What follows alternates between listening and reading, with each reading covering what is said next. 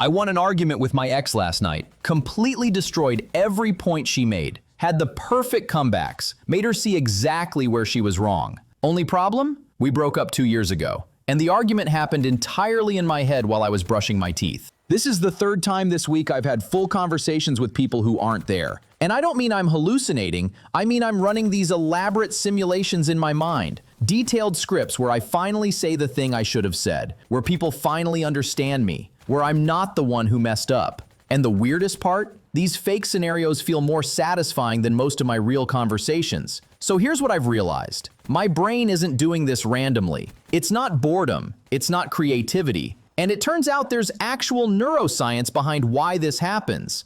There's a network in your brain called the default mode network. It lights up when you're not focused on external tasks, when you're just thinking. And for some people, this network doesn't just wander, it builds. It constructs entire alternate realities. Neuroscientists have found that this same network activates whether you're remembering the past or imagining the future. Your brain literally can't tell the difference between a vivid memory and a vivid imagination. Psychologists call what you're doing counterfactual thinking. Your brain is running alternate versions of reality, what could have been, what should have been, what might still be. And it's not doing this to torture you, it's doing it because humans evolved as prediction machines. We survived by being able to simulate threats before they happened, by rehearsing responses before we needed them. So when you replay that conversation from 3 years ago with better comebacks, your brain is trying to learn from it. It's running a simulation so that next time you're in a similar situation, you'll be ready. When you imagine telling off your boss,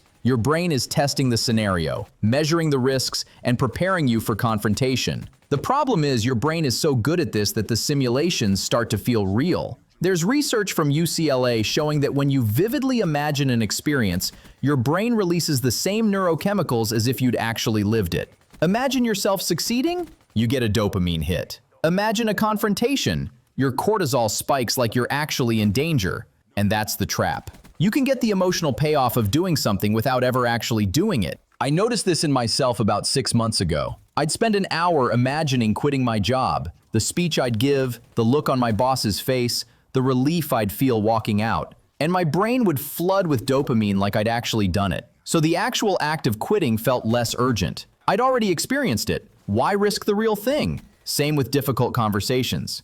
I'd rehearsed them so many times in my head that by the time I had the chance to actually have them, I was too exhausted.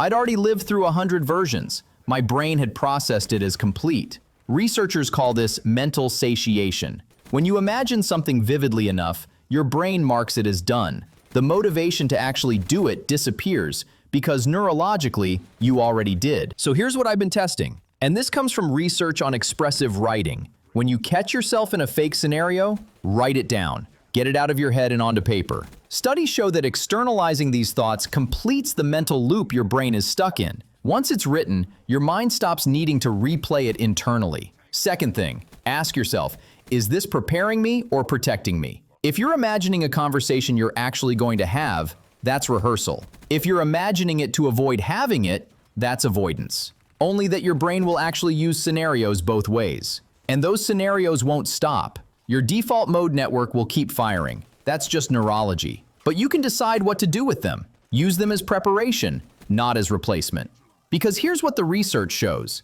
People who spend too much time in counterfactual thinking report higher levels of regret and lower levels of life satisfaction. Not because they're broken, but because they're living more in simulation than in reality. Your real life is messy and unpredictable. The scenarios will always feel safer, but they'll never be as valuable as actually living.